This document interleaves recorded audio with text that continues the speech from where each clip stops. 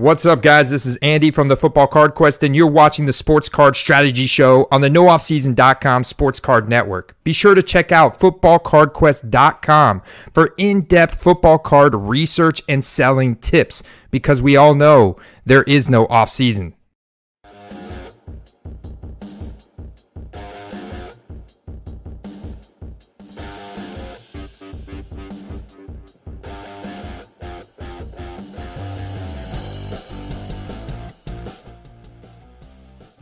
Welcome to the Sports Card Strategy Show, brought to you by NoOffSeason.com, where you can get unlimited personalized advice to build your sports card investment portfolio.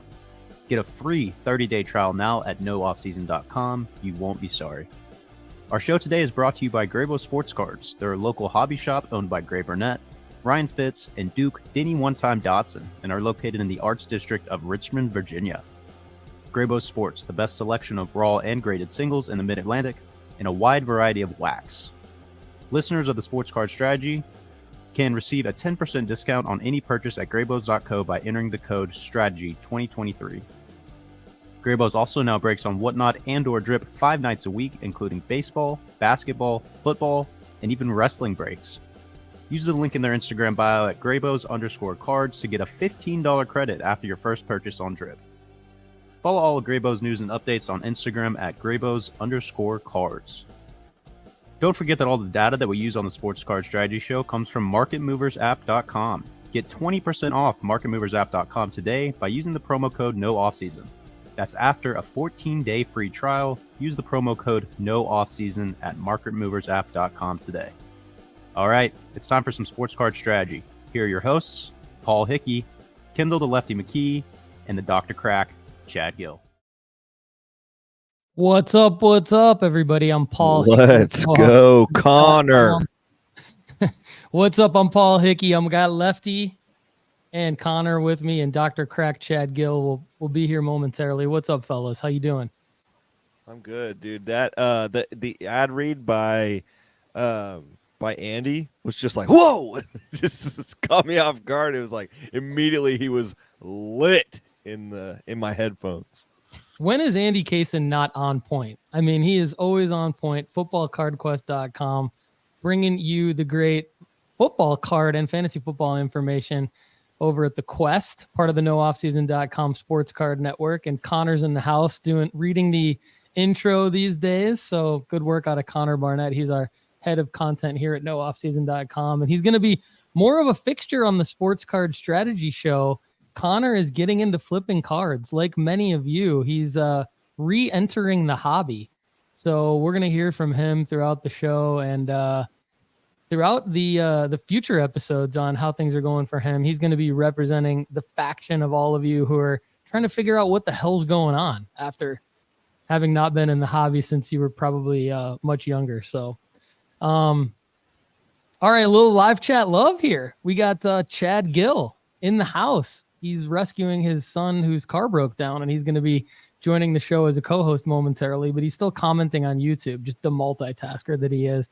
David Killett, good morning. Brian Steeler 714 to the brothers, sisters, and duders. Southern Soccer Idiot Lefty, we'll let you comment on this here in a second, but he says Mohamed Salah 2, Everton 0. Janelle Shu in the house. Craig's Cards 11, Mark Drzinski, Evan Bell, Connor and I played in a golf outing this past weekend, and we thought of you and Duke from Grabos, the golfers in the house. Shoes is in the house. Shane Graham, Adrian O, Randy Ferguson, Rusty Immagart, Card Snatcher, True Rarities. That's a new name. Hello, good morning. It is Monday, October 23rd. Everybody, we got a lot to talk about today because we're in the middle of football season. We got this is the week that the NBA tips off, finally, for real, and crazy old guys in the house, too. So if you're not able to join us on the live chat, please drop a comment below at youtube.com/Paul Hickey when you're watching the video. If you have any L's, W's, buys, sells, questions, drop them in the live chat, drop them in a comment below. Hit me up on Instagram at Sports Card Strategy if you want me to reply and help you out. We'd love to help you out. And of course, guys, if you want to get your questions answered for real, definitely get that free 30-day trial at nooffseason.com that Connor was talking about in the intro, because we're going to answer all your questions, unlimited questions at nooffseason.com on the Overflow Show. So definitely do that. All right, so I'm going to get into my L of the week. For a little bit of context here, guys, for those of you who haven't been with us for the last couple of years, we're going into our third year of the Sports Card Strategy Show. Hopefully we're getting better. We're trying to get better. But Lefty and I would say for the first probably 10 months we did the show together, like all my L's were just all massive card L's because I was just trying to figure out what the heck was going on. So the content was around like how I was learning the mistakes I was making, how to avoid the mistakes I was making. And now I will say, going into like basically in year 3, going into year 4 of actually flipping cards, I don't have many card L's. And I'm not trying to brag, but it's just that's how it should be, right? Because you should be getting better at your craft. You should be having less L's, more W's. So my L, again, is not a card L. And I could talk about different things, but I should probably say that you all know that I'm, most of you know that I'm a Michigan State fan. And I should probably acknowledge the fact that we just got absolutely slaughtered. We are having the worst football season, the worst calendar year, 365 days of football that you could possibly imagine for Michigan State. And we lost to Michigan 49-0. And there was also like this big faux pas on the scoreboard that I don't even really want to talk about because it's just disgusting. And we're just going to leave it as is. My L of the week is just the fact that my Michigan State Spartans can't do anything. Now, I will say Max and I are going to go to the shoe in 2 weeks and watch Marvin Harrison Jr. probably just crap all over the Spartans live and in person. And I'm going to talk more about Marvin Harrison Jr. on this show, but that's my L of the week. Lefty, Michigan State, man. Remember Toa? Where's Toa? Toa's like my... man, that guy hasn't been around in a while. We need to Toa, figure out where Toa is. There. Yeah, we would love... Toa's a Sparty. He sent me a Brian Hoyer autograph card as a thank you. Hoyer. There's some other Sparties in the audience. Sparties, where you at? Show us some love. Like, what are we going to do here with this football program? We do have basketball season coming up. So we are ranked in the top 5 in basketball. Hopefully there'll be some non-card related W's that we can talk about with Sparty Hoops this year. But we got to get Toa back in here, right, Lefty? Yeah, absolutely. That's an L of the week for me. No Toa. No. And so my L's of the week, I'll jump in here, is I'm going to get to a Panini experience in a second, and Chad's not here to help me get riled up. So maybe when he comes on, he'll just add to my displeasure. But I think an L of the week for me is what is Caleb Williams doing? What is Caleb Williams doing at USC? I think you can't win the Heisman if you're not stacking wins, baby. And I have a lot of cards riding on you winning the Heisman, brother. And so when we look at that, I'm just like, nah, that's not his best work, my friend. And I'm just bummed at the way that it's played out over the season. I thought USC would go undefeated, potentially end up in the college football playoff, which I guess is still out there. But, man, losing again this week, just tough. But then if you look at this 90-day chart, sorry, Connor, if you could pull it over to the right somehow. If you look at this 90-day chart, his cards are still up 5.8%. It's still up and to the right, and the guy is not playing well. And so I expect there to be some sort of drop here. So I guess I don't know if I'm saying he's a sell. I'm just saying the chart is not doing what I think it's going to do, because it's just an L of the week for me to be able to look at what was going on with Caleb Williams and not just be surprised that his cards aren't just plummeting. So I don't know. Maybe you have a take there. So, yeah, I'll jump in with a take. Actually, I'm glad you brought this up, because as I was watching the USC Utah game, I was thinking, oh boy, the audience and maybe some other people are going to be wanting to talk about Caleb Williams on Monday.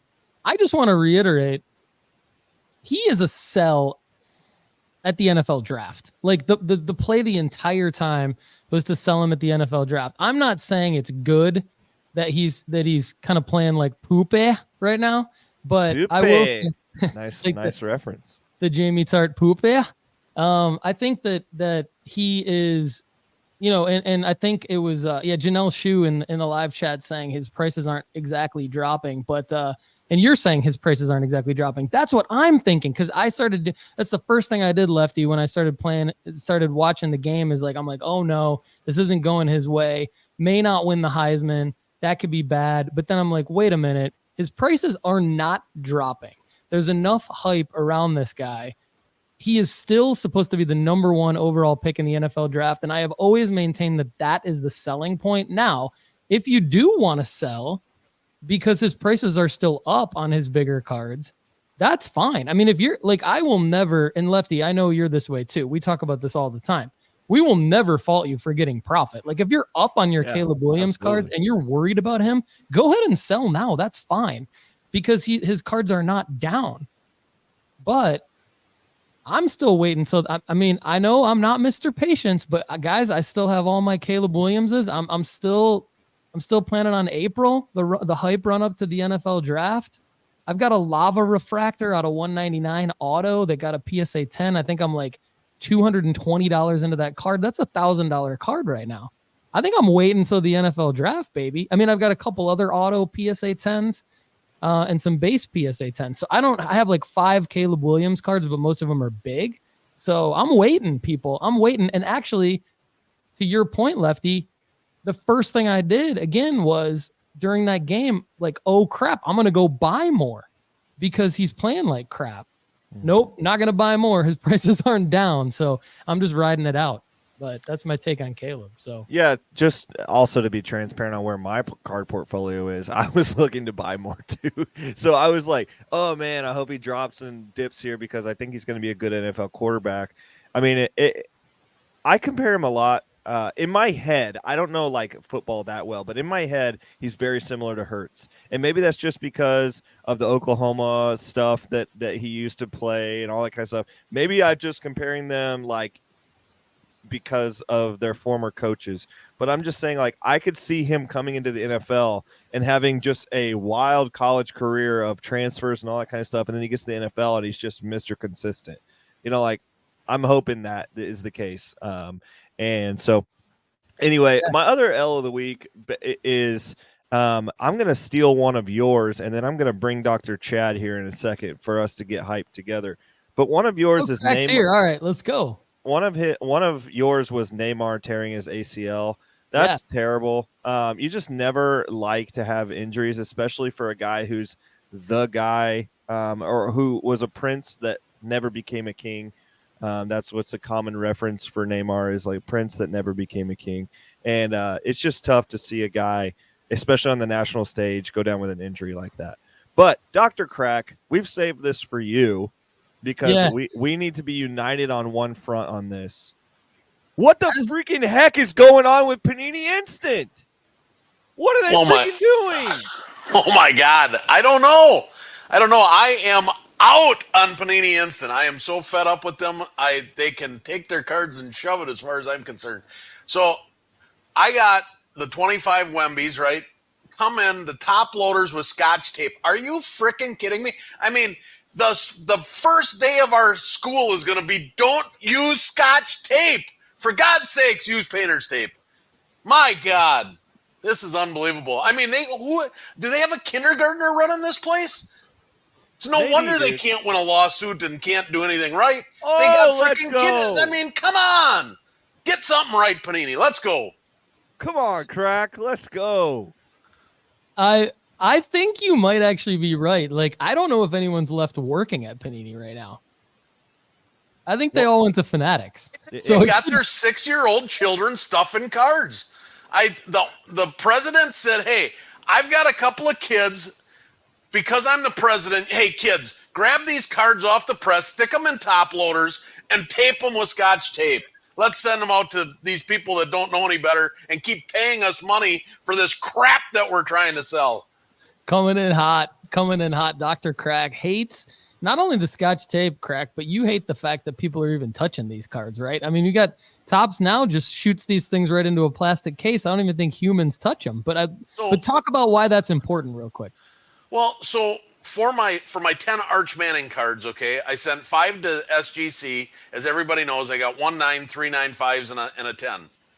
The 5 that I sent to PSA, thank God I had already gotten the results back from SGC before I sent those 5. So I actually took the time to look those 5 over. Those 5 were full of fingerprints, and they did not look like adult fingerprints. They really did not. I should have taken a picture. It was terrible. I mean, fingerprints, smudges. The one had scratch marks. The one had a dinged corner because they were trying to put it in the one-touch sleeve. I mean, just don't touch the damn cards and send them like Topps does. I don't know what they're thinking at Panini, but that's got to be like right up there with one of the biggest card fails ever. It's like Topps putting 3 101s out there. I mean, come on. You also haven't even touched on the fact that, I mean, we had like friends of the show, Jeff Ulrich, text us about this. We had Crack, you mentioned it, I think in our text string, or Lefty, one of you guys did. And Koonsman sounds like Kunzman, Derek, in the chat here saying 3 of his 10 instant Wymbys are grade worthy, but they were all numbered 1 out of 16,000 something. So every single card was 1 out of 16,000. Crack, talk about why that's wrong real quick. Well, because it can be very easily reproduced. Now you don't know when they make, so Wemby goes on to be the greatest thing ever, right? He replaces LeBron and Michael Jordan as the GOAT 25 years from now. And just like Jordan reprints, the 1986 Fleer reprints, there's going to be Panini Instant reprints. And there's no way to even tell with the serial number if it's a reprint or not. I mean, is there 17,000? Is there 177,000? It says one of whatever. I mean, give me a break, Panini. So they tried to do the right thing by telling us the print run. Take your print run and shove it, man. Give me a serial numbered card. This card is, I sent all of them in, okay? I sent them all into PSA. However, out of the 25, if I was doing, I sent them in just simply because I want to get the bad grades back. I've already sent off 7 different emails to Panini. I've gotten 0 responses. 0. Yeah, because kids. But I've told them, I said, I'm sending these all into PSA. I'm sending them all in so you can just see how awful your company really is. I'll bet you I don't get 5 10s out of 25 cards. It's ridiculous. But I'm doing it. I'm going to lose money on this just so I have good content to email Panini and tell them how awful they are. I think I'm going to get at least 3 7s. 3. So these were 20. I bought 25 cards. There were multiple options. I bought 25 cards for $100. I paid $109 total for 25 cards. Is that what you guys did also? I did Yes. a 20 card. 20 card. Okay. So I sent all of mine into PSA. They arrived at my house Thursday. I sent them all in along with a couple other singles that I'll talk about later in the show on Friday. I just said, screw it. They're all going in. I didn't even open. I saw the Scotch Tape Bandit. I saw the Rubber Band. Honestly, Scratch I was that. happy. I did 25 actually. Sorry. Yeah. I was happy that they came that way because I knew Crack was going to come in hot on the show like he just did. So I was actually pumped because I knew Crack was going to be pissed, and I knew Lefty was too. And Lefty, I mean, props to you for letting Chad rant there because that was amazing. The audience is pumped about Chad's rant. People are turning down their volume. Brian Steeler 714 and Joey says there's Cheetos dust all over the cards. Could be. Chad, we're going to be excited to hear what grades you get. What'll be interesting though is Wemby's so hot, those 7s could still sell. You might still profit off of those. You don't know. I think strategically, the L of the week for me was I was going to grade all of them. Yeah, and the same thing goes for the Arch Manning cards that we got. You know, like this is the exact same issue that we have with the Arch Manning cards. Another L for me is personally, I did not realize they were going to be paper. I thought they were going to be a chrome. And so that was another L for me. Probably better though, because they won't have the dimples and crap on it that the Arch Manning cards have. But when I go to look at these Victor Wembanyama's, I think I might sell half of them raw. Just because of the Wednesday night game that's coming up. So strategically for our audience, if you guys did this, what my play is I'm going to go through after this show today. I'm going to take a microscope and the little thing that we told you guys to get. I'm going to take a microscope and a centering tool, look at all the rest of my Wembanyama's like I did my Arch Mannings, and then submit both of the good ones together for my Panini Instant submission. And then the other half of whatever I'm going to do, I'm just going to sell them on eBay. I'm just going to sell them before this game. And there's potential. I know this is me and Turner were talking about this last night. There's a long shot potential Arch Manning gets reps this Saturday. I know, that's crazy. I was looking at buying more Arch Manning cards. There's like a PSA 10 orange burnt orange cracked ice out of 49 auto PSA 10 that I was gonna try and go all in on. It ended up selling, I think, for around $1,400, and I was thinking that could be a quicker flip because he might start playing, to your point, with Quinn Ewers going down. So we'll see. That'll be interesting. I mean, like we said about Caleb Williams, Arch to me, the play, and Lefty, good point on the Wemby. So I think sports card strategy here for everybody. We want you to buy a card with a play in mind, and we want you to do as best as you possibly can to execute that play all the way through. Do you have to maybe call an audible at the line of scrimmage from time to time? Absolutely. Like Lefty's talking about selling half raw. Really pumped about that to see how that goes.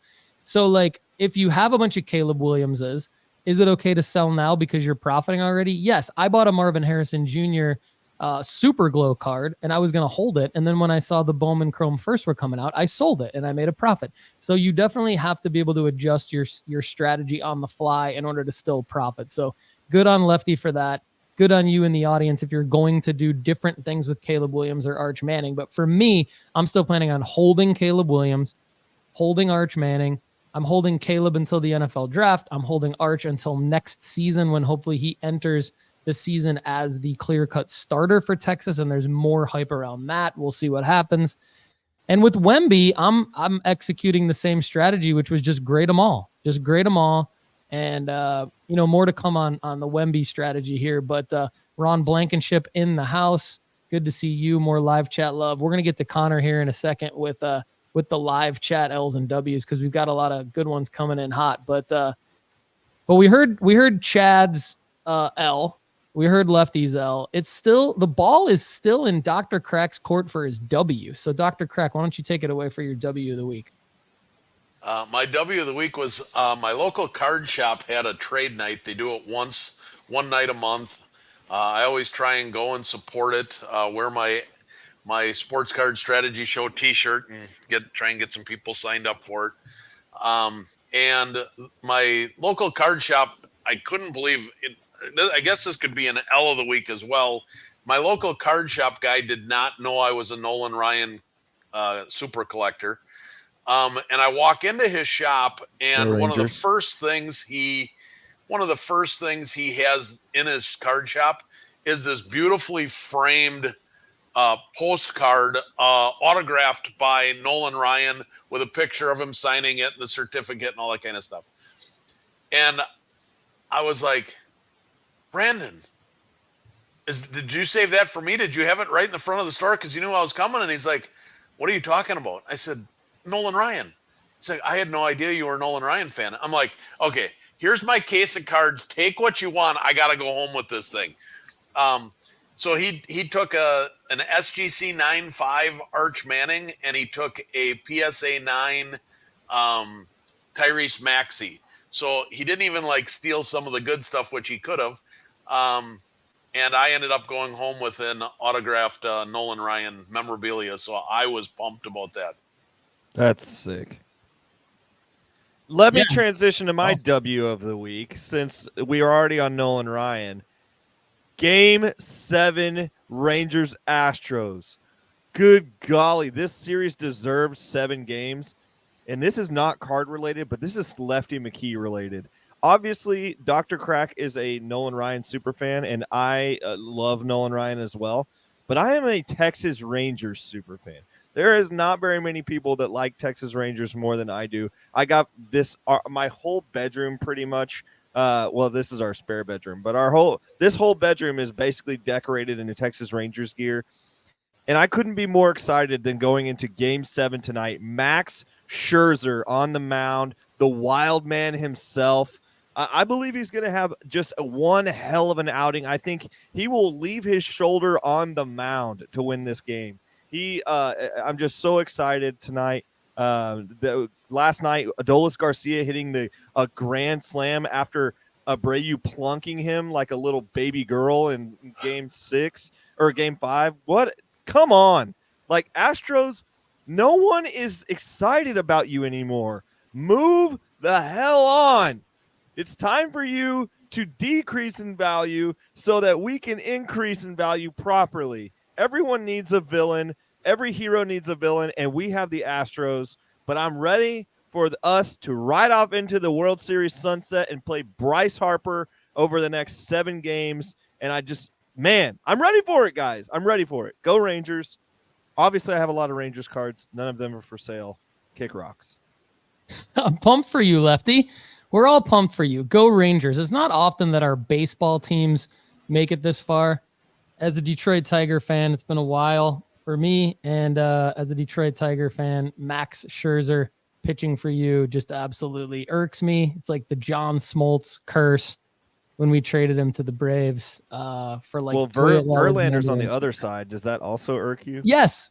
I mean, so the list goes on and on when you're a Tigers fan. I mean, you've got JD Martinez, you've got Verlander, you've got Scherzer, you've got all. It's ridiculous. It's ridiculous. It all, to me, it all goes back to trading away John Smoltz for like Doyle Alexander and a pile of crap. Yeah, and then, and from there, nobody talks about the curse of the Tigers. The curse of the Tigers is where whoever leaves the Tigers essentially still has like 10 years left on their career.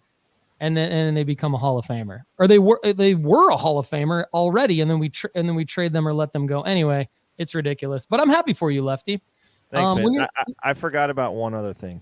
Yeah, this is card related, and I know you're going to go into this deeper detail as well. So it's going to be a transitional moment here. But blonde-haired Gio scoring 2 goals for the United States men's national team, and then coming back to Dortmund and playing incredible. This guy's ready, and he's due for an absolutely immaculate season. He's going to destroy opposition this year, and I believe that Gio Reyna at 20 years old is going to be a catalyst for this United States men's national team going forward.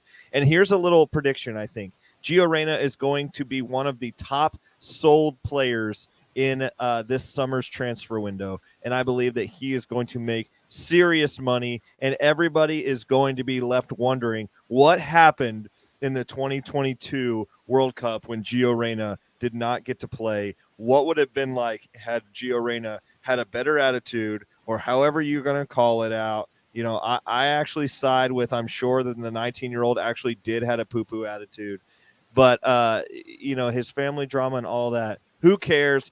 Gio Reyna to the moon. I think we're going to have an awesome opportunity to sell now and in the summer.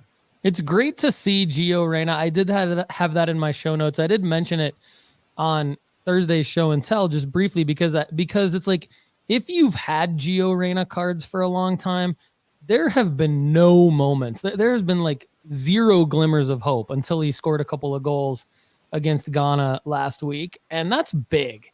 And I wanted to get your take on that. So I hear where you're coming from. I mean, if you've listened to Lefty and I for the last couple of years, you've heard the name Gio Reyna a lot.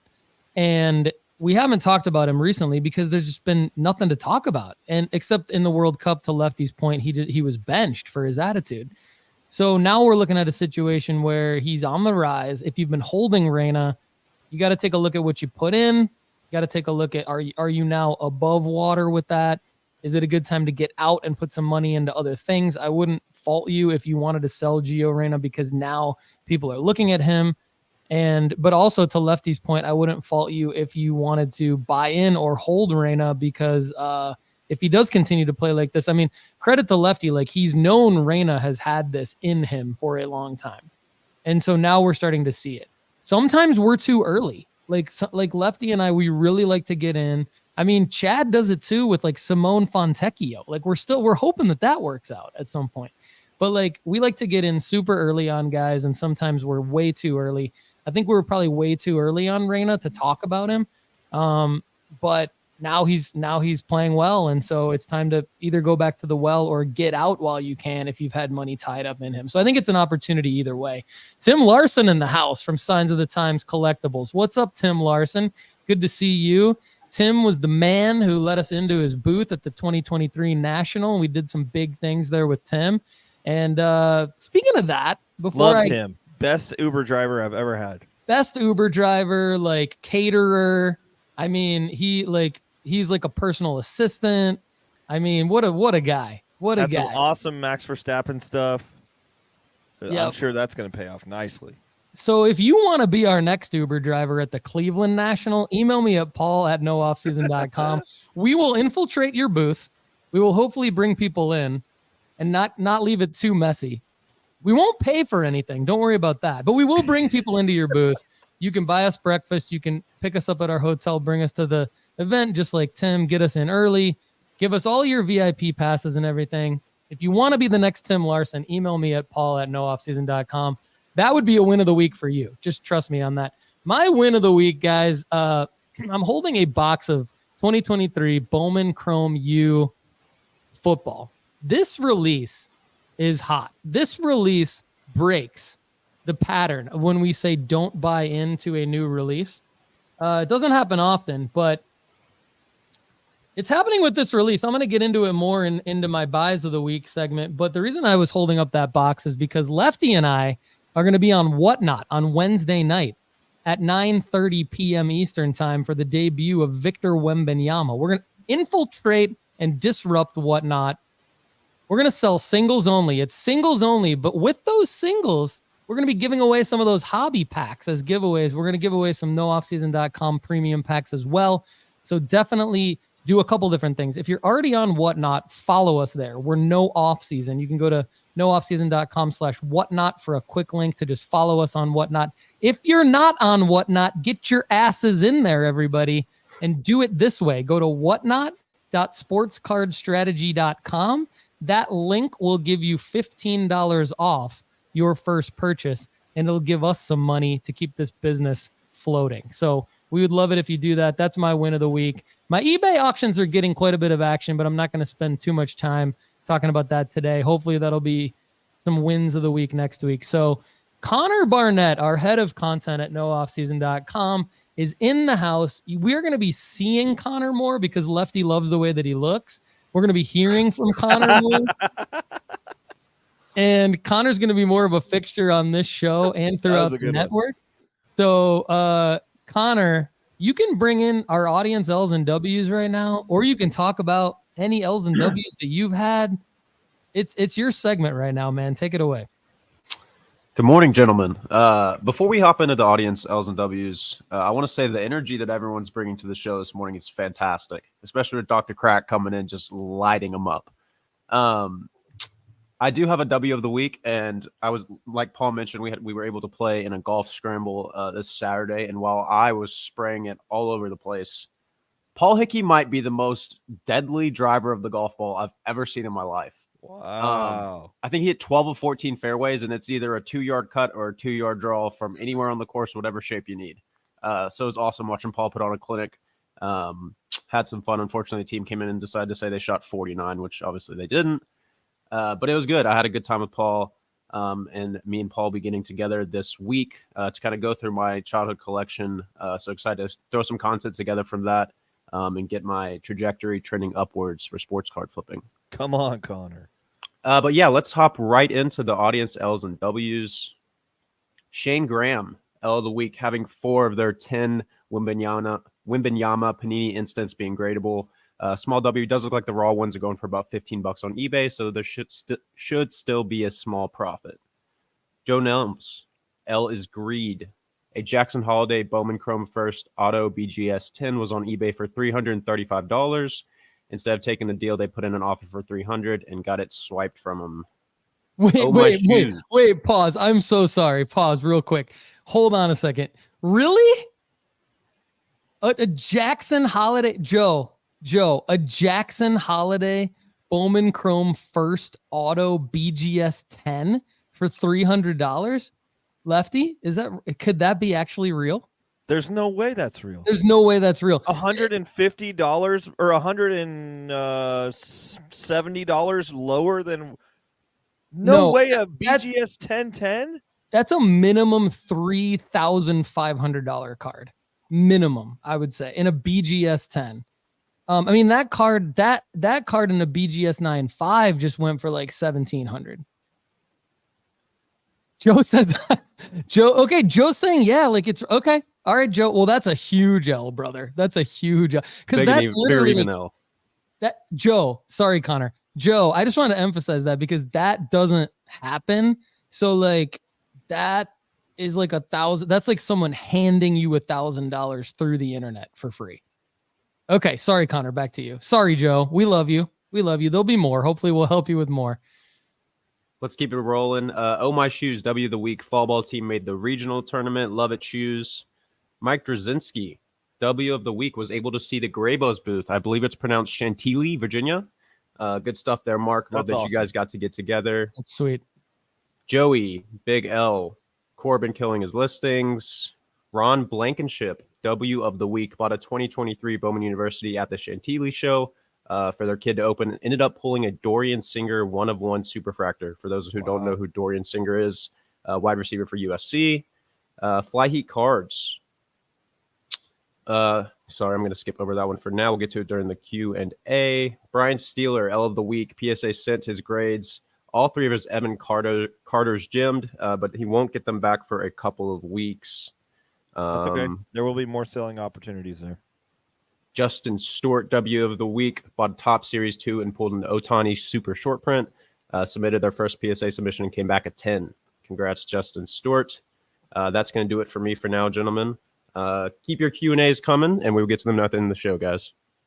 All right, good work, Connor. Yeah, I'm excited for Connor's coming over to the HQ on this Friday, to go through his collection. So Connor and I are going to be going through his childhood collection, helping him out, helping figure out what to do with them. This is what got me into the hobby in 2020.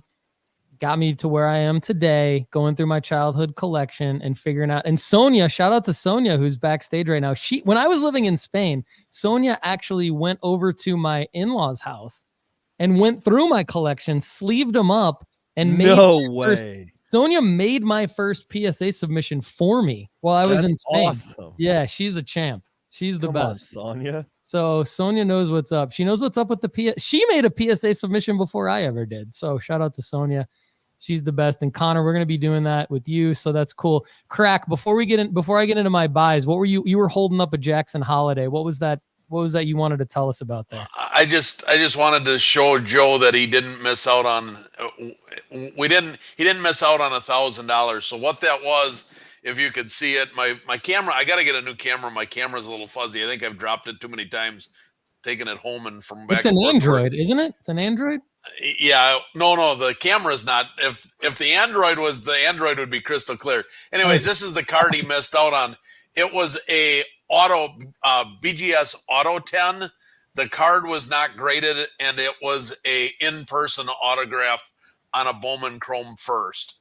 So it wasn't so that's what he missed out on. It was $329, and somebody accepted the offer.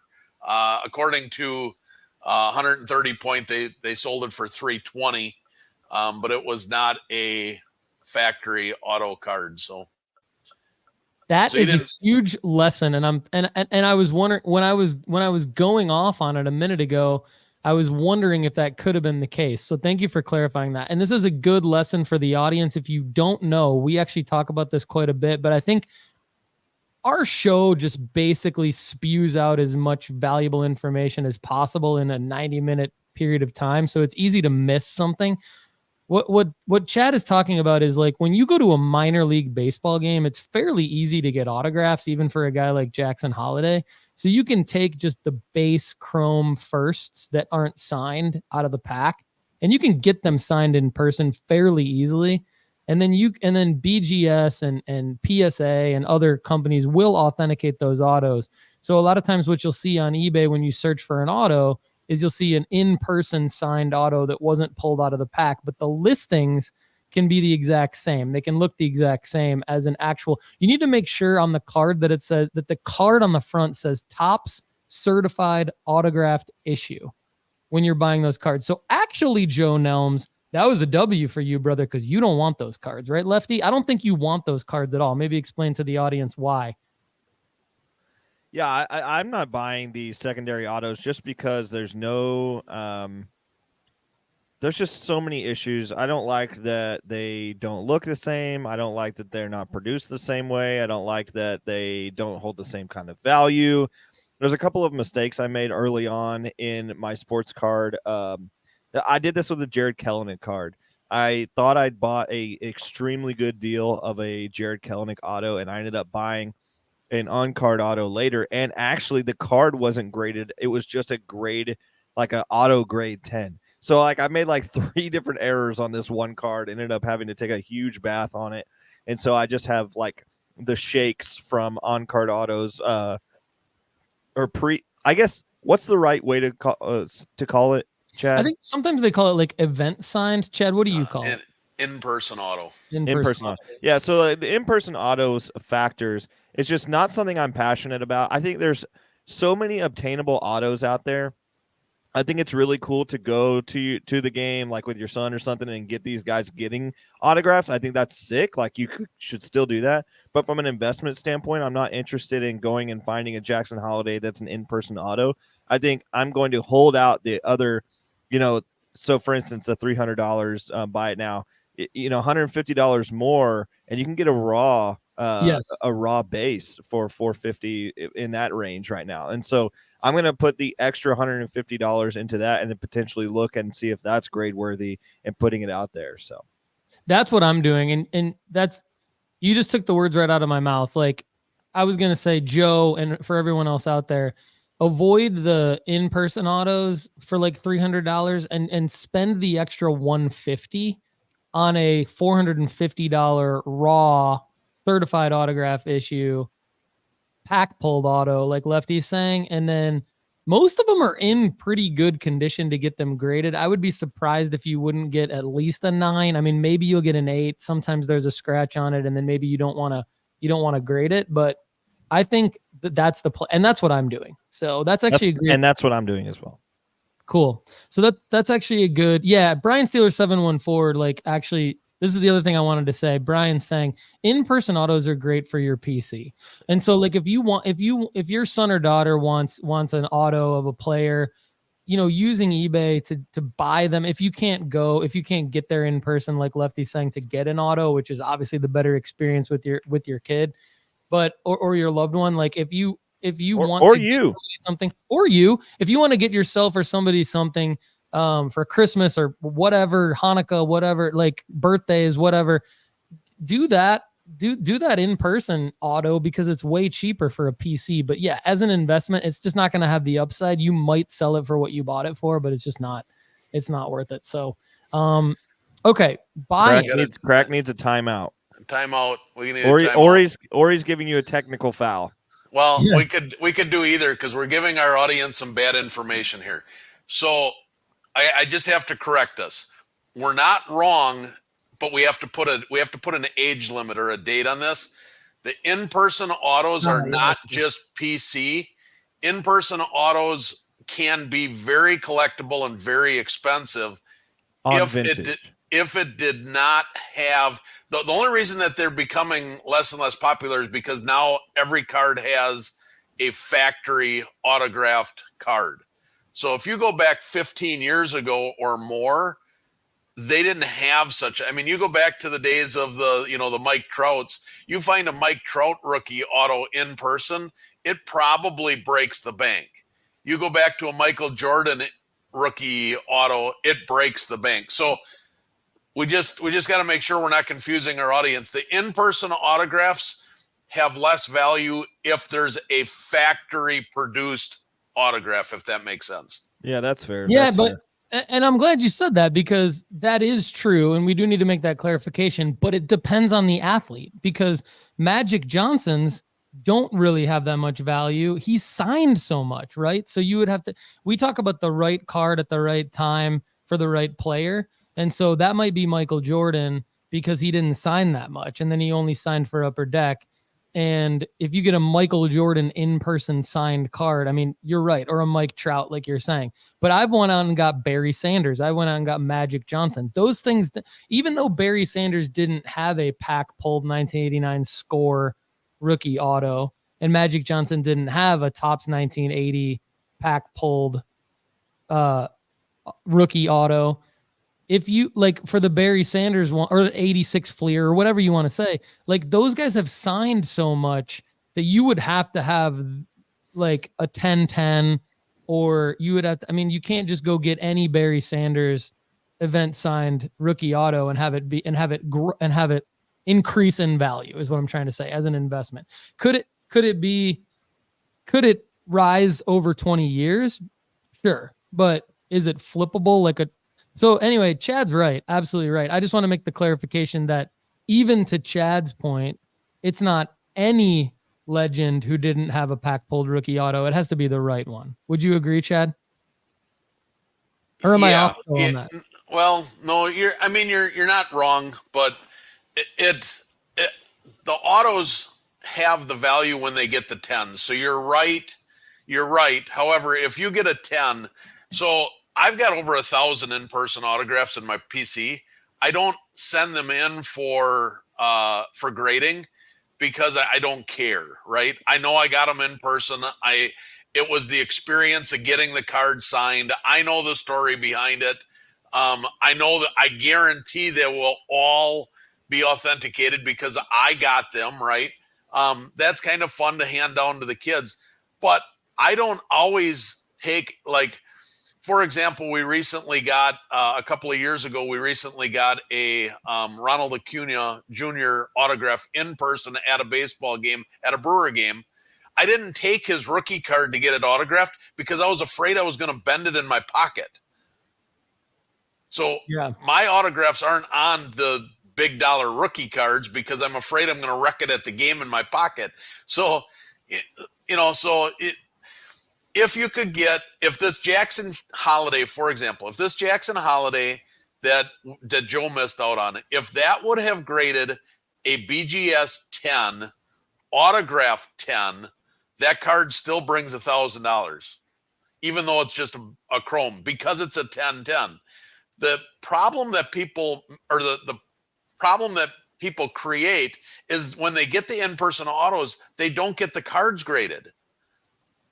How often do you see an in-person auto where the card is graded too? Because they know the card's not going to get a 10.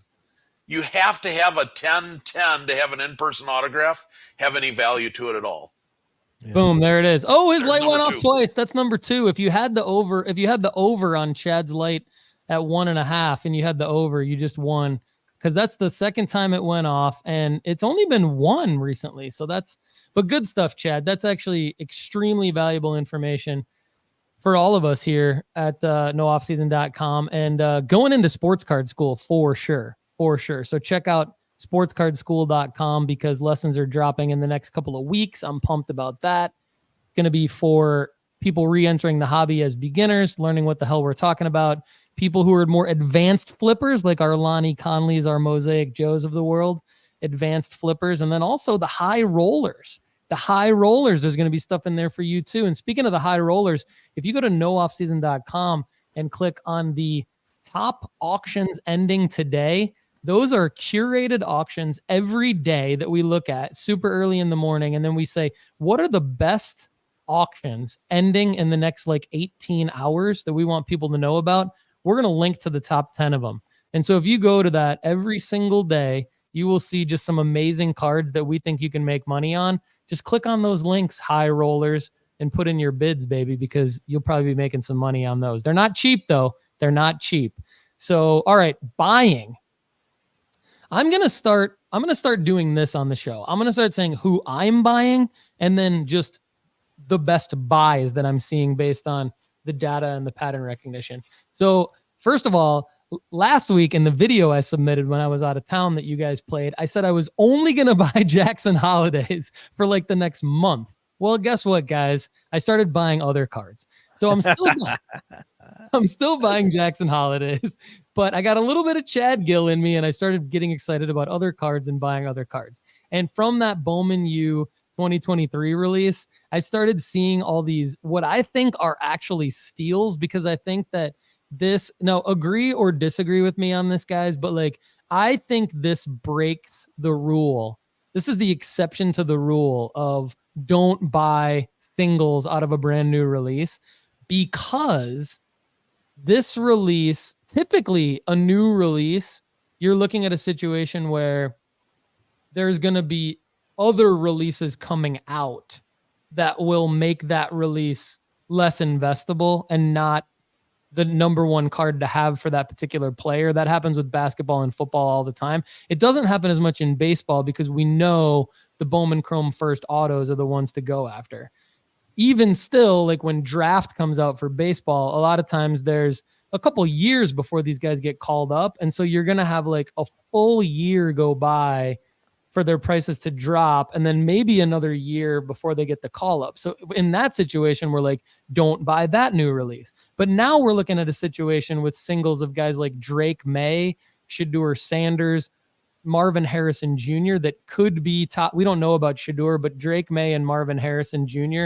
are guys that should be like top picks in the 2024 NFL draft. So now you're looking at a situation where you have a long runway, but it's short enough to say, go buy their singles now, because you need to get them now, because they're probably still going to go up all the way until they get drafted. They're probably not going to start going down until their pro releases come out. And there's going to be so much hype around these guys to drive up their prices. And if you buy them now, you have time to get them graded at PSA. So that's the formula for why I'm buying them now. So I've bought Shedeur base autos out of that release, Bowman Chrome first base autos for under $200.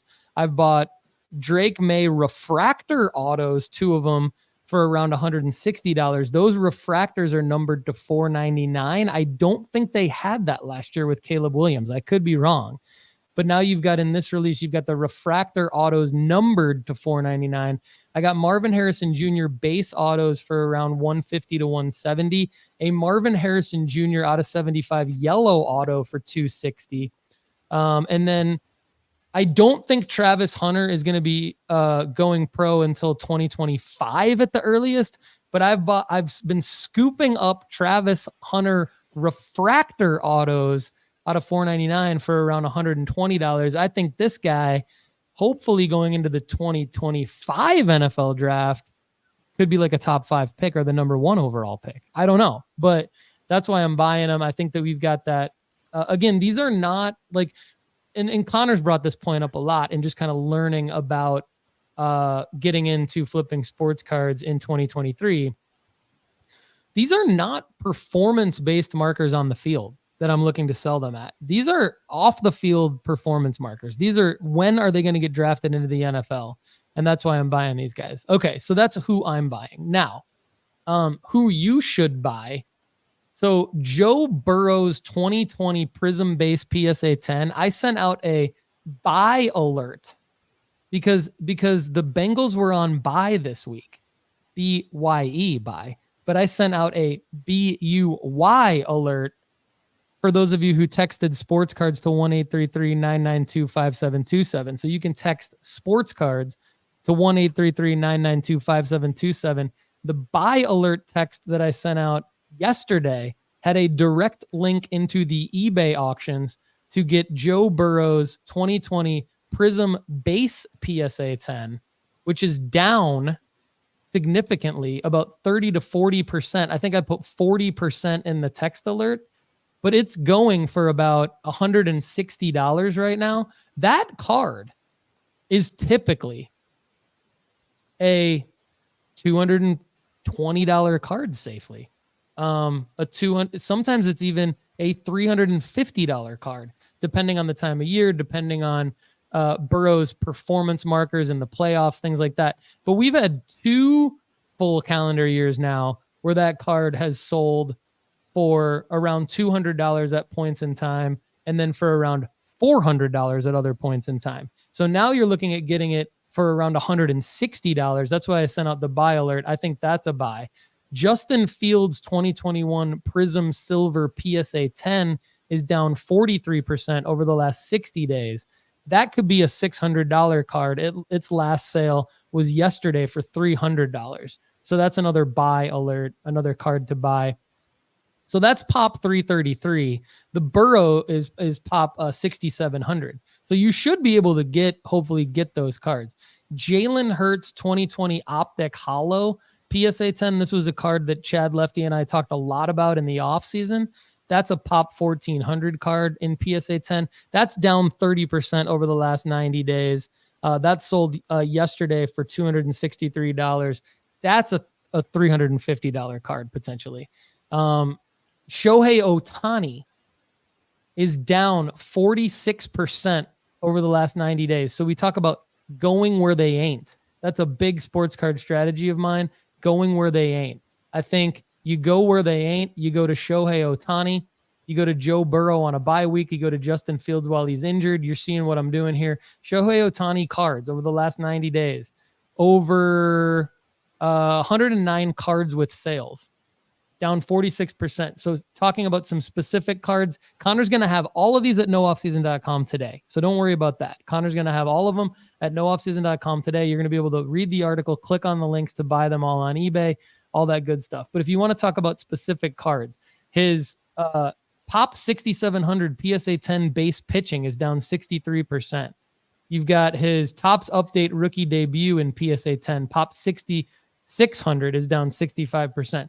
Why is the pop count relevant? It's because I don't want to give you cards that you're not going to be able to go find, right? I'm not doing my job well if I'm giving you cards that you're not going to be able to go find. Anyone can be like, oh, you should buy this card, you should buy that card. Well, if you can't go find it, that's not valuable to you. So we're trying to do a little bit of everything here with high-end cards that you can buy that we think are valuable, mid-level cards that we think are that you can find and buy that are valuable, cards that are available to buy for a particular price are valuable to you. So those are my buys of the week. I'm going to hand it over to Lefty for his buys and any comments that he might have on any of that. No, I like a lot of the stuff that you said. I've tried to go buy. I've tried to be really granular about my Joe Burrow buys because I love Joe Burrow, so I could literally just drop stupid money on him, and I really need to be smart money. And so I've just gone on and capped myself at around 160, and I haven't been able to snipe one yet. So, they're out there, but stay vigilant. And so another buy so this is a buy for me personally. As we go into the NBA season, there is always at least one guy that I see a lot of. I guess there could be a large plus value in a particular player. Last year, I took a flyer on Zion Williamson's Prism PSA 10. That hasn't played out for me the way I wanted it to. And the year before that, I believe I did Maxey, and that did play the way that it wanted to. And then I've continued to play Maxey. He's one of those guys that if I just had to be a one athlete guy, Maxey would be a guy that I would buy and sell, until for forever. But my guy this year is a little bit different, and there's some reasons why. I'm taking some flyers on the newest Raptors point guard, Dennis Sch Oder. He is definitely later in his career, definitely been around the block, and so this isn't like the same kind of a play with a Bowman first where you're waiting for a call-up. But he has he's a guy that denied a big contract, bet on himself. It did not work out. Now he's back with the Toronto Raptors having full first team point guard status as Fred VanVleet leaves and goes to the Rockets. Dennis Sch Oder has plenty of time and destroyed in FIBA. We saw him go off in FIBA. And so the guy still plays an incredible version of basketball as a He did well on the Hawks. He did well with the Thunder. We've seen him play well with teams like the Lakers. But I think Dennis Schroeder is going to have an incredibly good year this year, and his autos are fairly cheap, and I'm willing to sprinkle a little bit on it. I think Joey likes it. He says great call. I think he's referring to that. Connor, what do you think about Dennis Schroeder? Schroeder. Schroeder, yeah. What do you think about Dennis Schroeder? I think the Raptors are a team that could fit the bill of someone that takes the midseason tournament very seriously. They've got enough young guys with few enough miles for them to potentially be playing all their guys at high minutes, trying to be competitive during that midseason tournament. And I think for a lot of teams that don't really feel like they're finals contenders, that's where we're going to see them go super hard, because that's where they have a chance to win something during the year. So I think it's a good call, Lefty. I don't know how many markers that's in that market and at this point in his career that he'll have outside of that midseason tournament. But I think that could be a pretty good one for him. So yeah, I was gonna ask, like, what's the marker to sell Dennis Schroeder? And it could be a big game. He can score. It could be a big game in the in-season tournament. What I'm thinking though, where he fits in for me is if you find his cards in a value box, like serial numbered, maybe things like that. He strikes me as a player that dealers and breakers and people who have a lot of cards like Chad have maybe thrown into a value box throughout the years, and they're not going to go back digging for their Dennis Schroeder cards in a value box. So if you're at a card show or a card shop and you find like a serial numbered Dennis Schroeder or an auto or something like that, and then you list it on eBay at like a buy it now or best offer. This is a Lonnie Conley move. So Lonnie Conley does this all the time. I know a lot of people in the audience do this all the time too. That's where I think like you could make money on a Dennis Schroeder, because then if you find him somewhere and then you put him to the worldwide audience because he's German. So to your point about FIBA, I like that. This is a guy who could play for Germany for a long time and could have moments. And then German collectors, people that have an affinity for Dennis Schroeder for different reasons. I think he could be an interesting play. So I like that you brought that one up. Lefty, you got anything else for buys, or should we kick it over to the doc? No, I mean, just continue to buy baseball prospects. It's incredible baseball prospecting season, and we have our list up and updated on nooffseason.com. Yeah, absolutely. So go to nooffseason.com, click on the baseball card rankings. Lefty McKee puts a lot of time and effort into making sure that we have the right people and the right cards for you to buy there. And Connor, make sure that those eBay links are working for you guys to just click on them on our website and buy them. So Dr. Crack, who are you buying, and what do you recommend that the audience buys? So my buys this last week are what I recommend as well. This last week, all of my buys were baseball related buys. They were around Jackson Holiday, Jackson Churio, and James Wood. It got me thinking that I ran into some things that I thought needed to be shared with the audience. So I decided to write some articles based on the findings that I'm finding, because some of them were pretty interesting. So I started a series where I am going to write articles about the top 10 players on our baseball card rankings. So I am writing an article for each of the top 10 in my journey. You're going to come along with me. Because as I've said before, my plan is I want to have 20 Bowman Chrome firsts of different parallels, autos, whatever. I want to have 20 of each player in our top 10 by spring training. So that's 200 cards that I want to accumulate. My initial plan was that I was going to do all of them in buy raw, grade, and bulk. And I quickly found, especially with James Wood, which I think, Connor, did that article drop today or yesterday? Today, maybe? It should be going up today. So read that article. I found some very interesting things with James Wood, to where the buy in bulk and grade in bulk doesn't always work. So read these articles, pick out what works for you guys.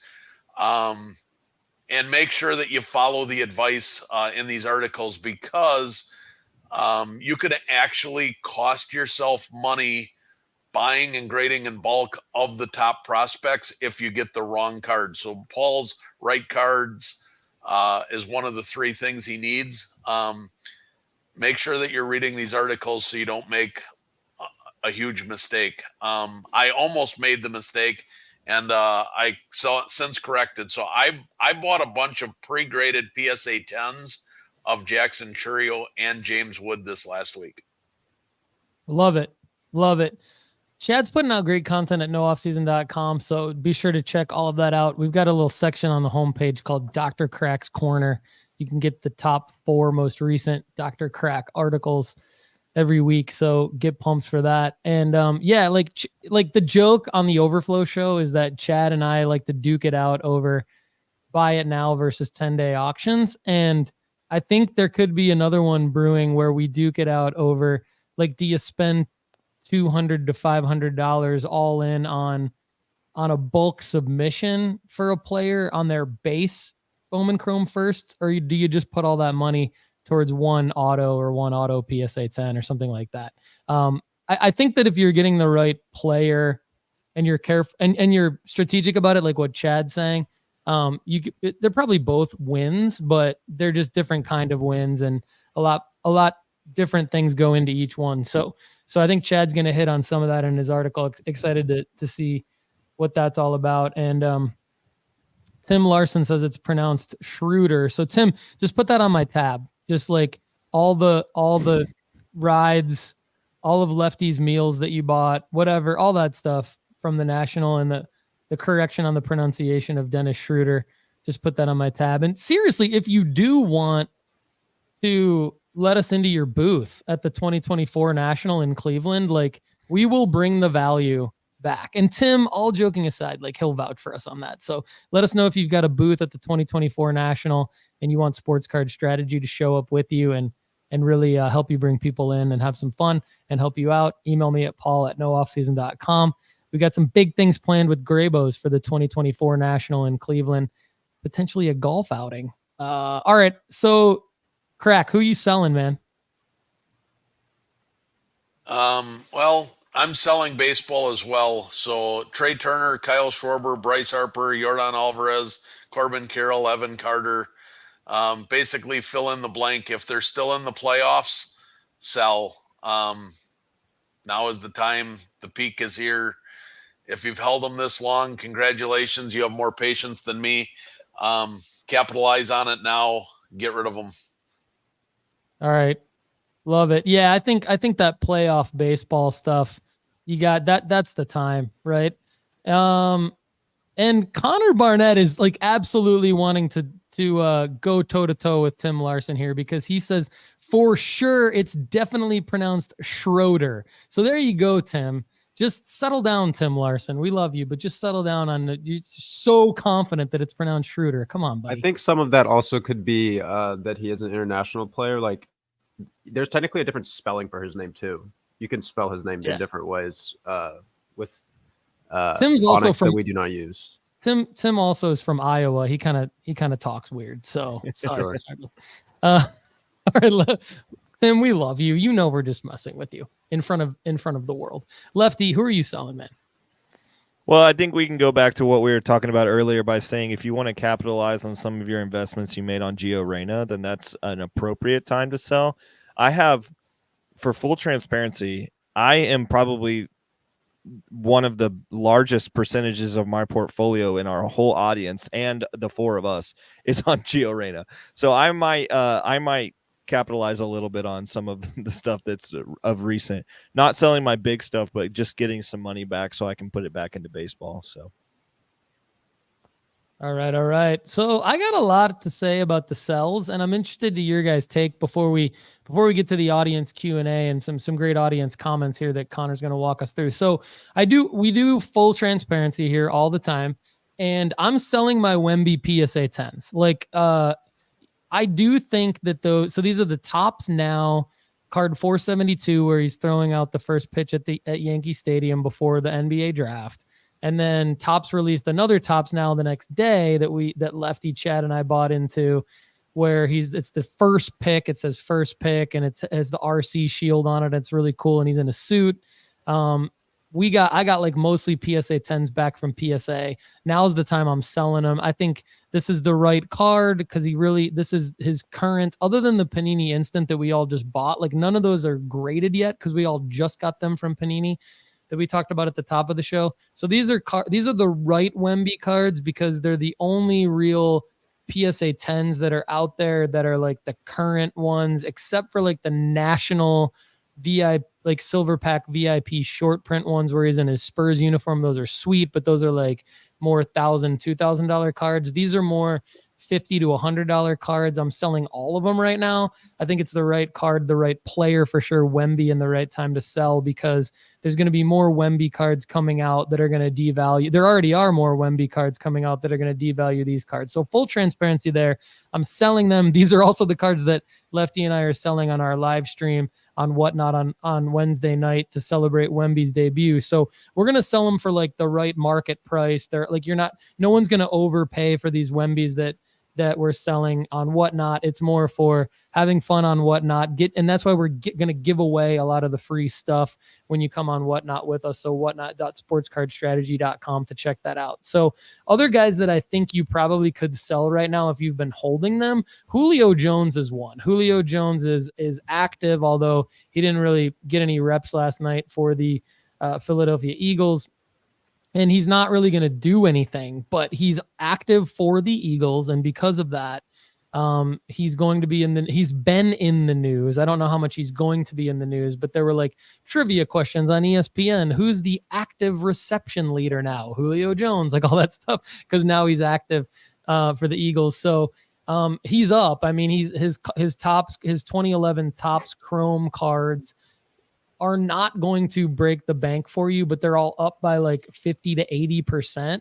And so if you're piecing Julio Jones, you can fade this message. But if you want to sell Julio Jones and you have him, I think now would be a good time. We talked about GIO Reyna. I'm not going to hit too much more on that. I think Travis Etienne is a player after, when you look at running backs and you look at guys who have scored multiple touchdowns over the last several weeks in the NFL, I think it's a great time to look at selling that running back because the pattern recognition will say that running back's about to get injured.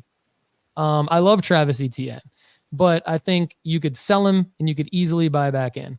So I think he's a sell. I think you could sell Lamar Jackson. So if you're looking at the data all the time like I am on Market Movers, use the promo code NOOFFSEASON to get 20%. You're seeing Lamar Jackson in his base 2018 Donruss base PSA 10, his 2018 Optic base PSA 10, and his 2018 Prism Raw PSA, or Prism base Raw, not PSA 10, but Raw. They're all up between 17 and 34%, depending on the card. They're all selling yesterday for between 17 and 34% more than they were previously. And so I think selling Lamar Jackson after his big performance as a Lamar Jackson Dynasty League owner, I am frustrated as hell by him consistently. So when he puts up a almost 40-point fantasy game, I'd get rid of his cards. That's just how I feel about Lamar Jackson. I would also look at selling Mac Jones. I want to give, Lefty some credit for his Gardner Minshew call a few weeks ago. I would sell the hell out of Gardner Minshew right now after his little 2 rushing touchdown shimmy shake weirdness over the weekend. His 2019 Optic base PSA 10 is up 35%. Not going to get you much more than $19, but I would take my $19 from Gardner Minshew right now.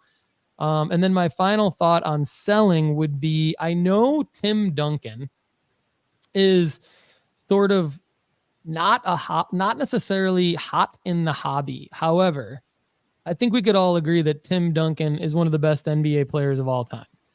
And Sports Card Investor just tweeted an announcement last week about Tim Duncan signing an exclusive deal with Panini for autographs.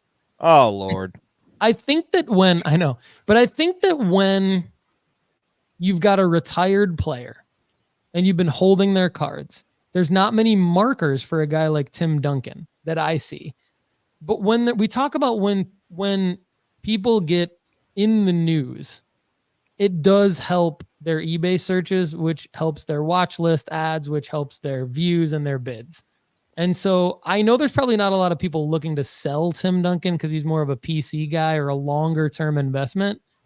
But if you've been holding Tim Duncan cards and you want to move into other things, he probably falls in the category of just look and see if his prices are up on the cards that you own. And maybe if you're looking to move him, if you're looking to move out of him, maybe move him. So that's all I got for selling. And we can now move it over to Connor for the audience comments and QA.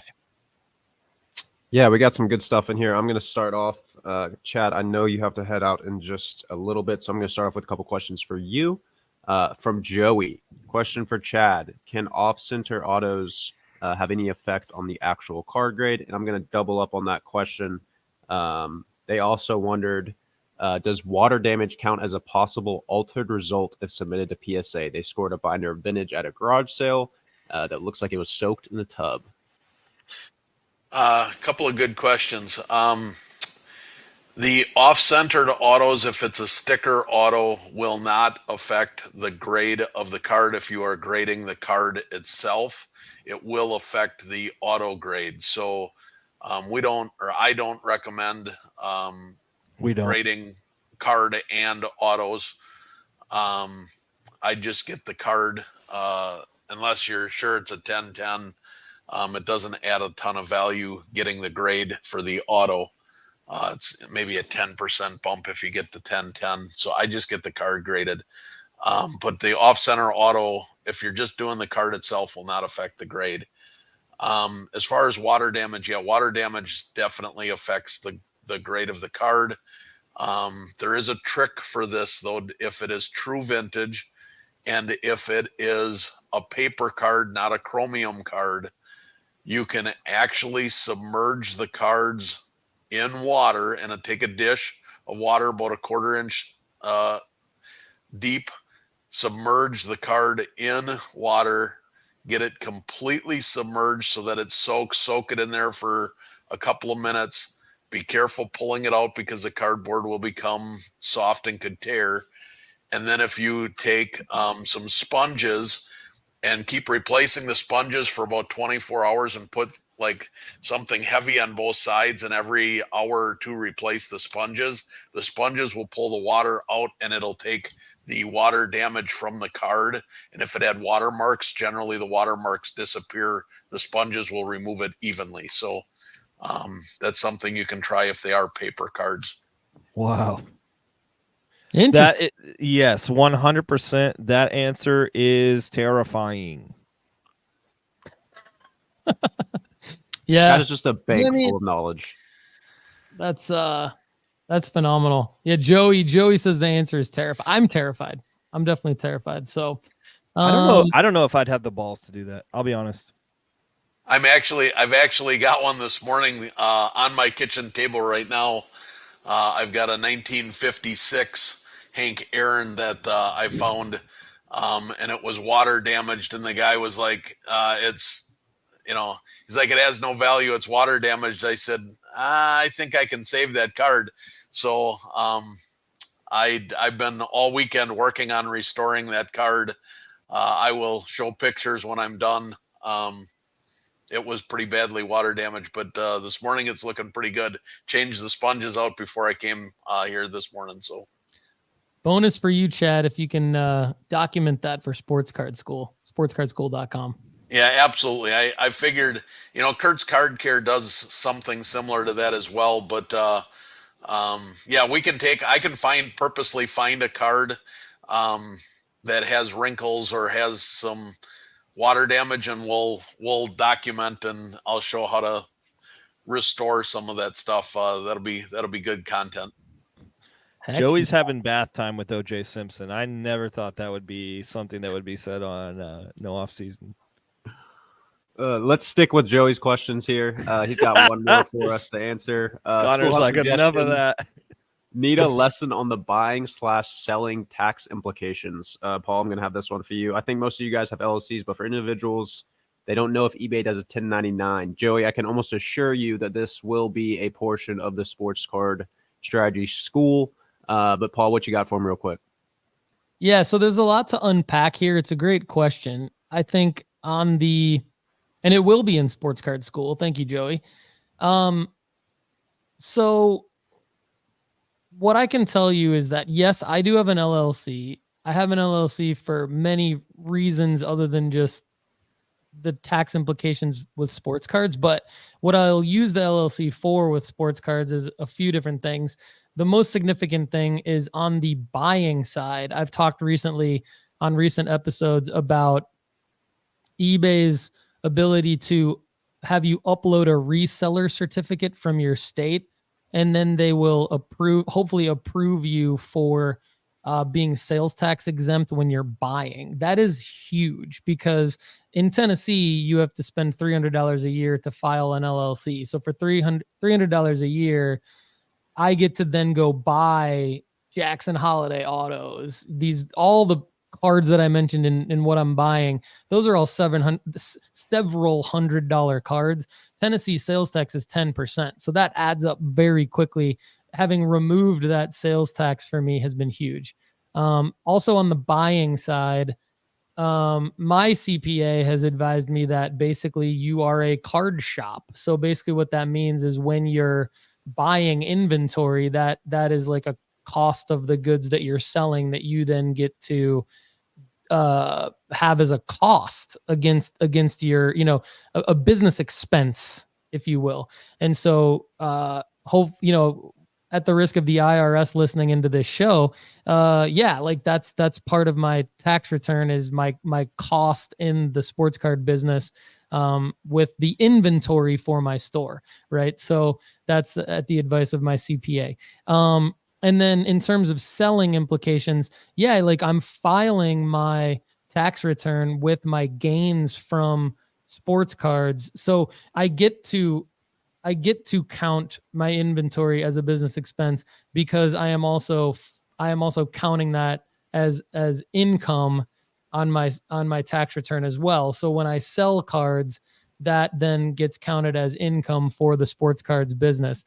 And you will it's not going to be a 1099. It's a different form number, but eBay changed the federal government changed the laws. eBay didn't change the laws, but the federal government changed the laws so that eBay and other entities like eBay, other marketplaces that are filing correctly with the IRS will send you a form number. I don't know the form number, but they will send you a form that you then are expected to download and file with your taxes. If you make over $600 selling sports cards, it used to be much higher than that. So that was the big ruckus in the sports card industry a couple of years ago. It was like, it used to be 10,000 or 20,000 and now it's 600.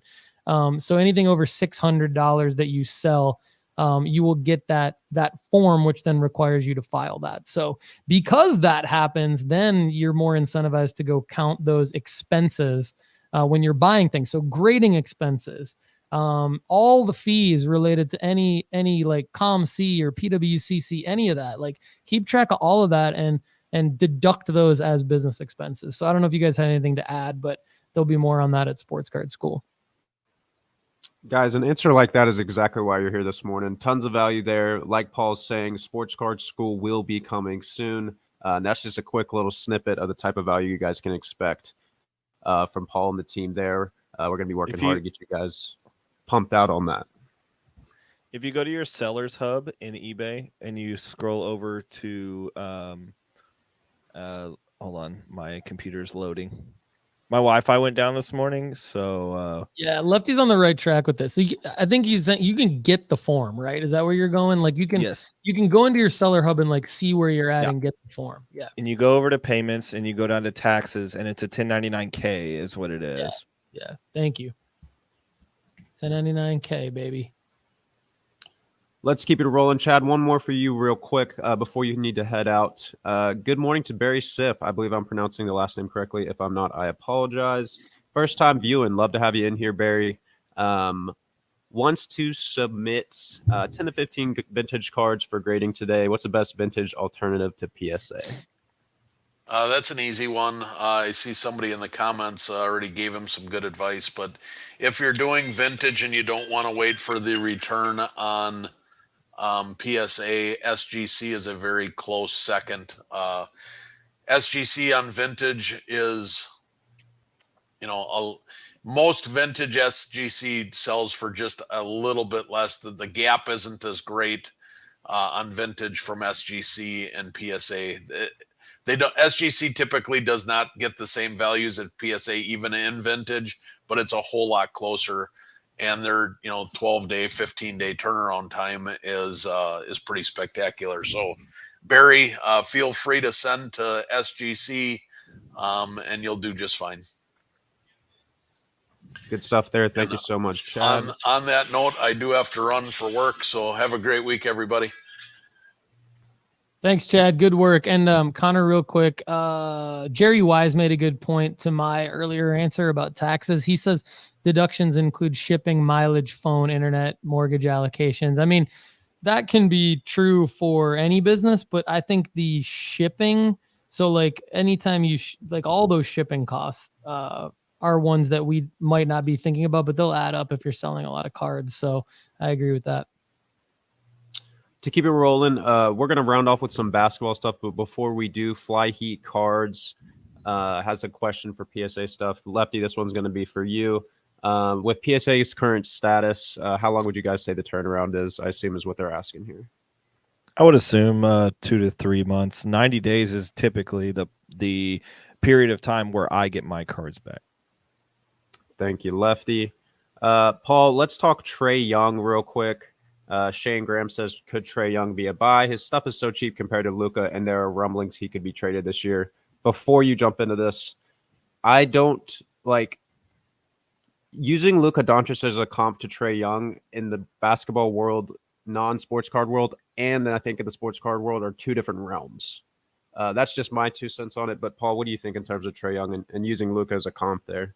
Yeah, I don't think you use Luka as a comp to Trae Young either. I agree with you. I think because they were in the same draft, weren't they kind of traded? They were traded for each other, yeah. Yeah, I think that's why it's easy to go there. So it's not a horrible thought, Shane, but and it's not a horrible thought to think that Trae could be a buy. I agree with Connor. They're not. You shouldn't really comp them to one another in either world. But yeah, so to answer your question, Trae could be a buy. I think so Lefty and I talk about, and I want to do a better job clarifying this at nooffseason.com for premium members, like in their account somewhere where like people can kind of track their portfolio segments. Like Lefty and I talk about like risk or flyer being kind of the same thing, hero or like mid-range kind of being the same thing, and then like GOAT or like safe investment being the same thing.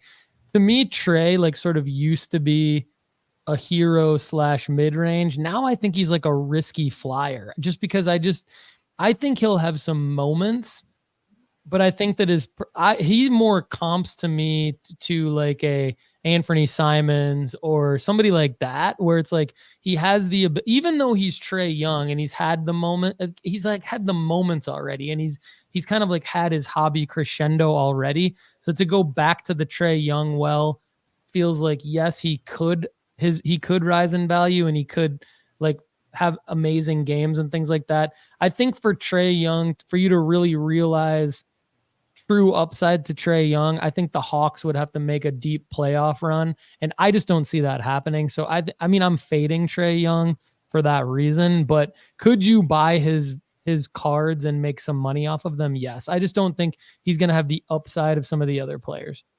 Yeah, I think best case scenario, he becomes Lillard, and Lillard's cards don't fly off the shelf, because look at the guys that, I mean, he could be somewhere in between Lillard and Russell Westbrook, if he is at the peak of his game in terms of his card collecting. Neither one of those guys are heavily moved in the hobby, like it's just not a guy that's a great call, actually. I think that's a great comp, and I think like the Reggie Miller moments that he had at Madison Square Garden, like I think those were his moments. I think those were his markers. I think his markers were past his markers. Maybe I'm wrong, but that's all. I mean, if he moves teams, then this whole question, this whole debate is different. Yeah, but Atlanta just is not a team that's marketed well. So Yeah, and he could be traded. So if that's the case, then that would be the marker, right? Sorry, Connor. No, you're fine. That's a great point there, Lefty, in terms of comping him to Dame. And let's think about what it did take for Dame's card values to rise. Like, people were holding him for such an extended period of time, and the trade was the only thing that really did it for him. If Trae Young is traded, obviously, you could see similar spikes to Dame. But if you're someone that's not looking to sell upon the trade and wants a bigger marker, and Trae Young's traded to a contender, we haven't seen him play like good team sharing basketball ever. Let's go all the way back to college. Like, such a high usage player. I just don't even know how well he'd fit in with a contender there. So I'm with Lefty and Paul. I think you got to fade him for now. But if he does get moved, obviously, and you're currently holding him, you'll have that marker to hopefully not lose any money there. I mean, people wanted to compare him to Steph when he was coming in, and that's just not going to happen. It's not close. It's not close. Speaking of college basketball, Dennis Sch thinking of scooping up some 2023 B-ball Bowman U autos before the season. They're a Duke fan. Thank you, Janelle. Wondering if buying college basketball players now is a good play. Paul, I'll let you get on this one, and then Lefty, if you have anything to add, you can roll with it. Yeah, Janelle, great question. Hopefully you're listening back to this on the podcast apps, or you came back to YouTube, because I think you had to bounce from the live chat. But good, valuable question for the entire audience here. So Matthias Buzelis, I think, is the guy who's like projected maybe to be the number 1 overall pick in 2024 or something like that. Is not Victor Wembanyama. Whoever is going to be the number 1 pick in 2024 is not Victor Wembanyama. And I'm not even talking about from a playing standpoint. I'm talking about from a hype standpoint. So I think if the marker is, when I go into this and I think, who am I going to buy, college guys that I'm going to buy, I'm thinking always, what's the marker to sell? And to me, it's the NBA draft for these guys, because I'm not good. I'm horrible at predicting the outcomes of games. I don't know. I can't even predict. Like, if you were to ask me who's going to be in the Super Bowl this year, or who's even going to make it to the conference championship in football, as much as I follow football, I am horrible at predicting that. And I'm the same with the NCAA and the NCAA tournament. So my marker is going to be the NBA draft. I don't see, unless Connor can come in and course correct me here, I don't see a player projecting to the 2024 NBA draft anywhere close to a Wembanyama or a Scoot Henderson. So I'm not going to buy anything from this release. And the Buzelis autos, he has a Bowman Chrome first autos, they're way too expensive. So he might not be the guy that Connor's thinking of as the top 5 pick, but I did see his name floated around out there. So he's not in college. He's a European player, but those European players are also in the Bowman U Chrome release. So they fall into the question for me. Connor, I don't know. Are there any college players that we should be targeting? I don't see it, but maybe I'm just not as educated in college hoops. I think that next year's class will have a lot more guys, because we have a lot of kids of former players, Carmelo Anthony and similar guys like that. Their kids will be coming up, which makes me go back to USC has Bronny James now. That could be similar to like an Arch Manning play. I know Bronny wasn't necessarily touted as highly as Arch Manning was coming into the college football scene, entering the college basketball scene. But if we're looking for hype markers, like as soon as Bronny James does anything over there, I don't know if we have confirmation that he's in Bowman U this year, but I mean, he's going to be all over SportsCenter, all over social media, everywhere. So you got to think, especially for someone that plays basketball the right way, that's something I really like about Bronny's game. If he is included in that, that's like the only guy I'd be looking at right now, just for the amount of hype that's going to be surrounding the whole James family when he does literally anything. I totally agree with the Bronny James call. And I love the idea of like buying the sons in this case. I mean, or daughters, because technically the females are in that as well. Like Caitlin Clark's in it and everything, but like the sons or daughters of NBA players, in this case, sons with like Carmelo Anthony and Bronny James. But like, Bronny James was supposed to be, Connor and I were researching this, he's supposed to be in Topps Chrome McDonald's All-American release with autos, and I don't think those have come out yet. I think he's supposed to be in the 2023. But wait a minute, here's one on eBay. Bronny James rookie card 2023 McDonald's All-American Field. But I think that might be a one-off card, not from that top. Yeah, that's not the Topps release. Can I play my first flag here? Yeah. Okay. Speaking of next year's class, Cooper Flag. He's Let's a go. I was just 6'8" gonna talk combo about him. guard out of Newport, Maine, who I think will be a lottery pick after the first year. He's bouncy. He plays smart. He plays great defense. He can shoot the ball. He's like a full-time package guy. He kind of reminds me of like a slightly more mobile Chet that's a little bit quicker and can kind of slide down almost to the 2 at the pro level, I think, once he gets there. I'm planting my flag on him now. He's going to be a great investment next year. He just reclassified, I believe, this year to make him eligible for college next year. So Cooper Flag. It's going to be my first flag plant, no pun intended, on the Sports Card Strategy Show. I was hoping that I was going to bring him up. I'm glad. Is he Duke? He is not committed yet, but Duke just gave him their pitch, so I'm hoping he rolls with Duke.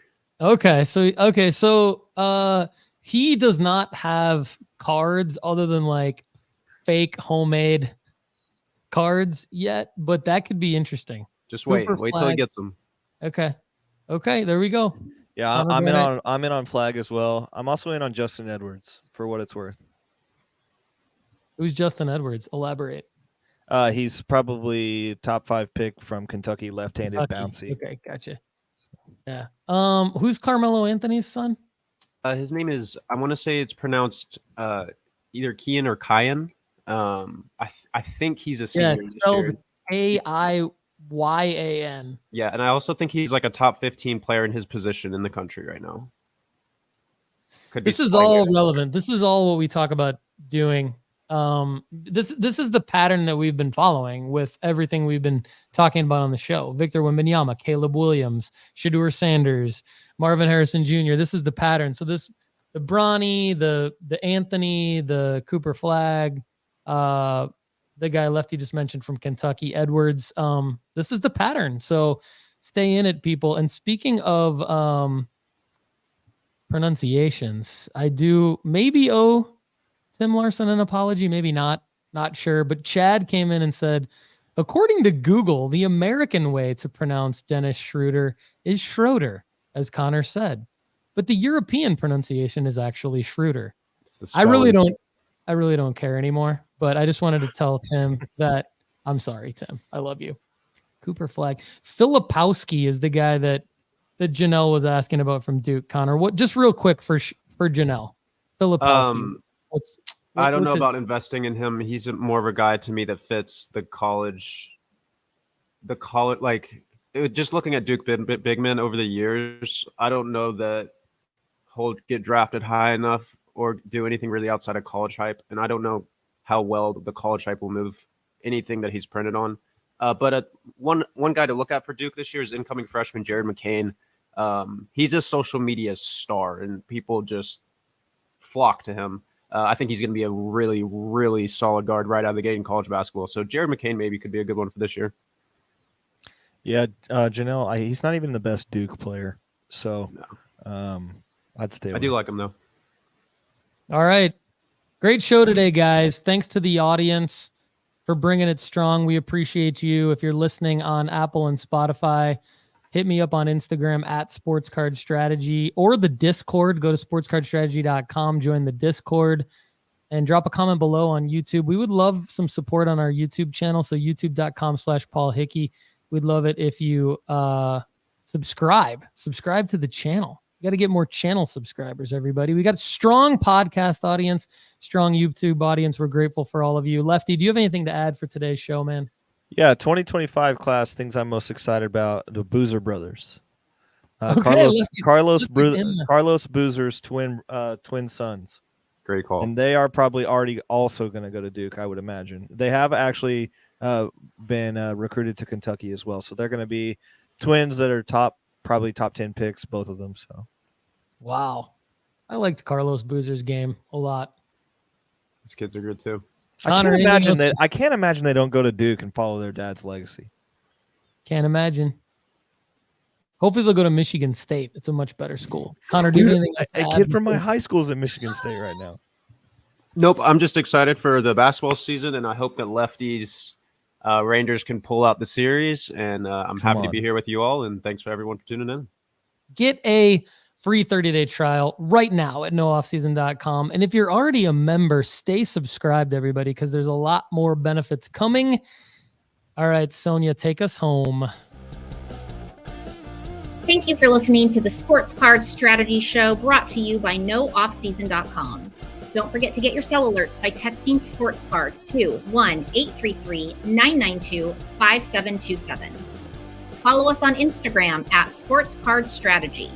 And if you feel like the show is valuable to your sports card investment strategy, we would love a review. Find us on Apple Podcasts, Spotify, or wherever you listen to the show. Thank you so much and have a wonderful day.